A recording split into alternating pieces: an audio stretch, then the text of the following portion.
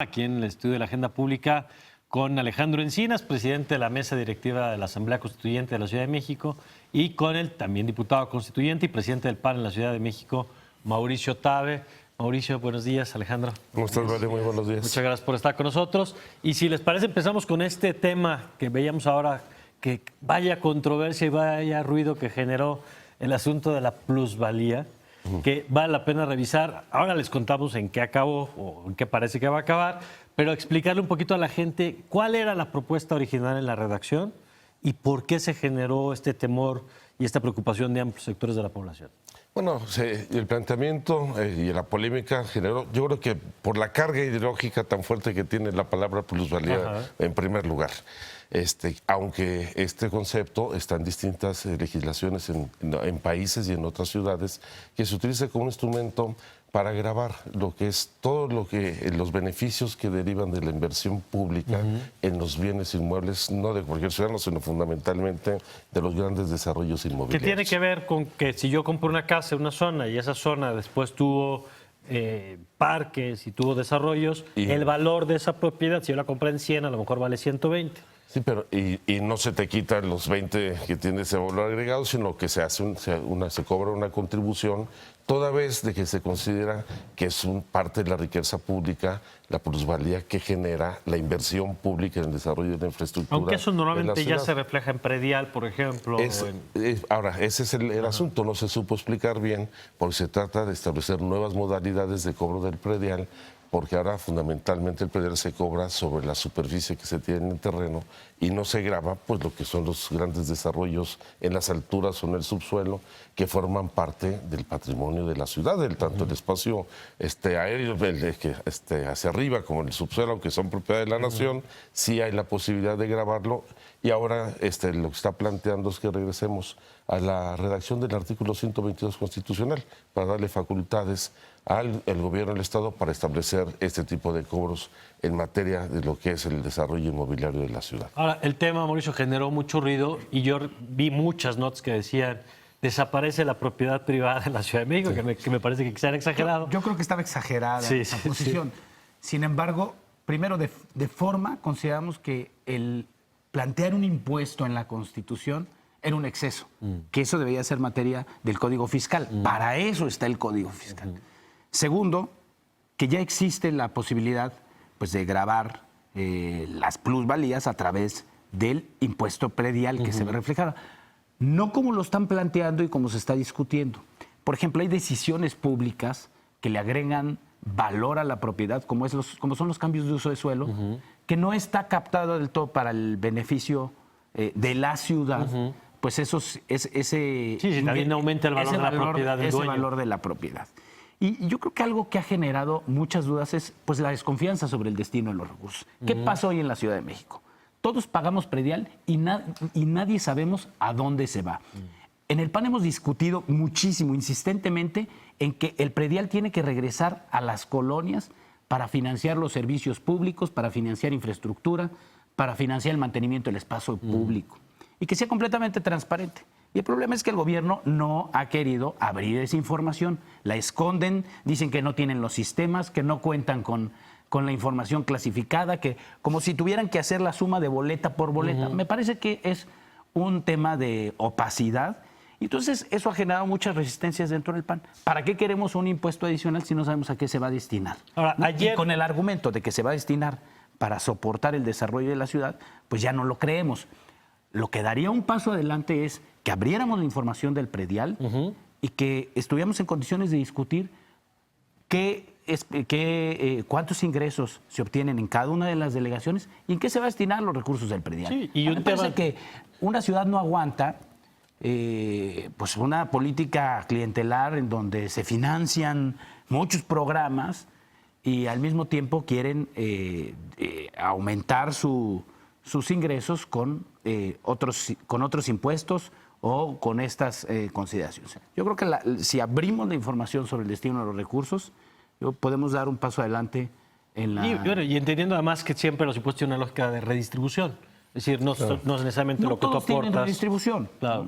Algunos seguramente tendrán que resarcir o tendrán que premiar a quienes tienen mayor inversión en infraestructura, tal como se distribuyen los recursos a nivel federal. Tienes algunos fondos de aportaciones y tienes otra parte de participaciones que tienen lógicas completamente distintas, y así se debería pensar la distribución de los recursos. Ahora, ayer, Alejandro, este tema que creció, salió el jefe de gobierno y, para decirlo claro a la gente que nos está viendo, el tema se acabó en la Constitución o qué va a pasar. Yo creo que hay un replanteamiento. El tema se retira en los términos en que venía planteado. Se retira. Se retira.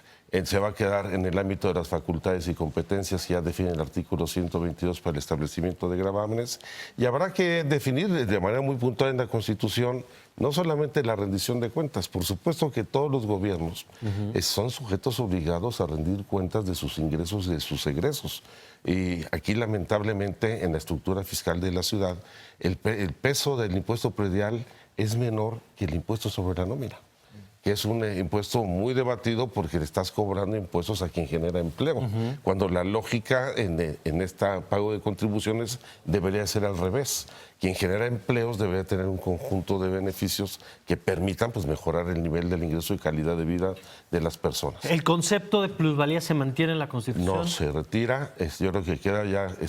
lo tendrá que discutir la comisión, déjame ser muy cuidadoso en la parte de procedimiento, porque es una solicitud... Pero políticamente, entiendo, digamos, el procedimiento, pero políticamente el tema no va. Está superado, no hay en ningún momento se ha puesto en entredicho la propiedad privada, pues eso es un principio constitucional, y si bien el artículo 27 constitucional establece que la propiedad originaria es de la nación y el Estado dictará las modalidades que dicta el interés público, pues por supuesto que la propiedad privada se mantiene intocada. Este es un principio que todos debemos de defender, el derecho a un patrimonio familiar, el derecho a progresar, a tener pues los bienes que le permitan dar satisfacción a una buena calidad de vida. Y que si alguien invierte y logra obtener con muchos años de trabajo una propiedad, pues, y si esa propiedad se aprecia con el paso del tiempo, pues ese sea para el beneficio de los...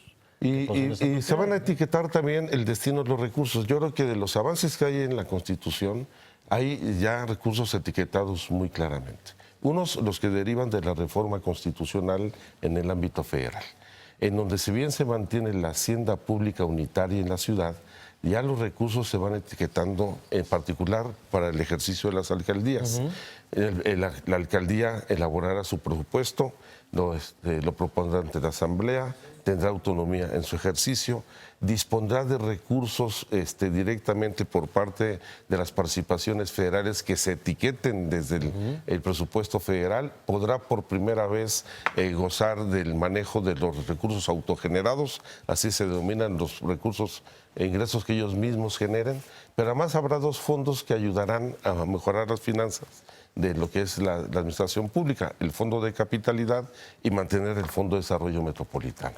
Y estos tendrán que irse, como se señala en la Constitución, a un fondo de promoción para el desarrollo de la infraestructura, en un sistema de planeación a 20 años con carácter de ley que es obligatorio, y al mismo tiempo un fondo para la adquisición de suelo y ampliación del espacio público. Ahora, yo creo que ya hay avances muy importantes en la Constitución. Todo esto que señalas, Alejandro, un tema que creo que la gente que lo está viendo, y siempre que sale el tema de la Constitución, cuando va uno en el taxi, le dice, los de la Constitución.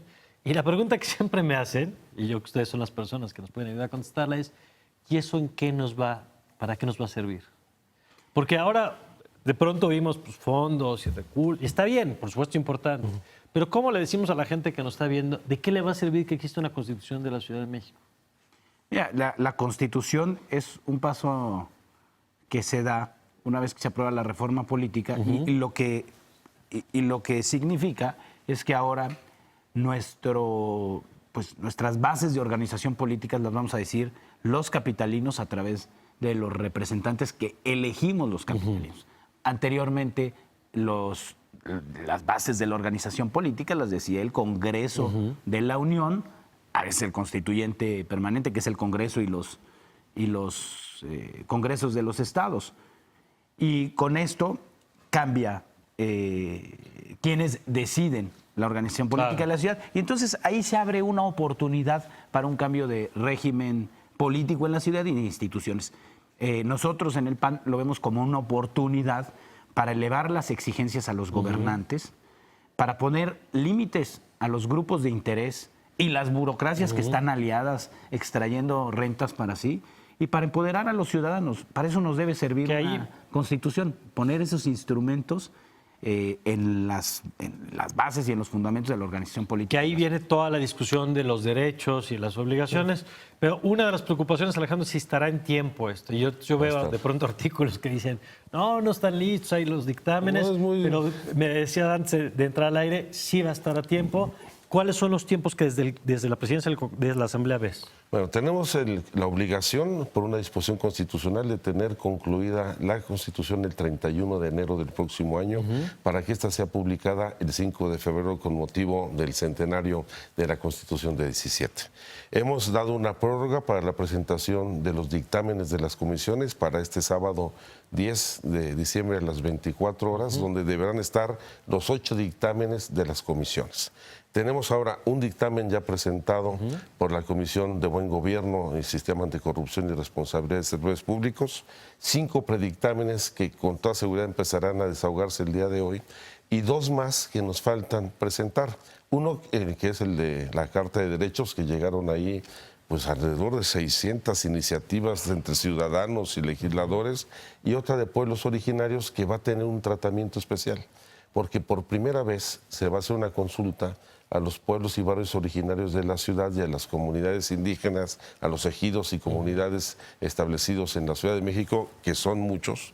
Poca gente sabe que más de la mitad del territorio de la Ciudad de México es zona rural, zona de conservación, zona forestal, y habrá consulta, esto de acuerdo a las nuevas disposiciones que ha asumido el gobierno mexicano en los tratados internacionales, la Carta de Derechos de los Pueblos Indios. Entonces yo creo que estaremos ya el sábado con todos los dictámenes integrados, salvo la consulta que emitiremos la convocatoria el día de hoy y se realizará en el mes de enero.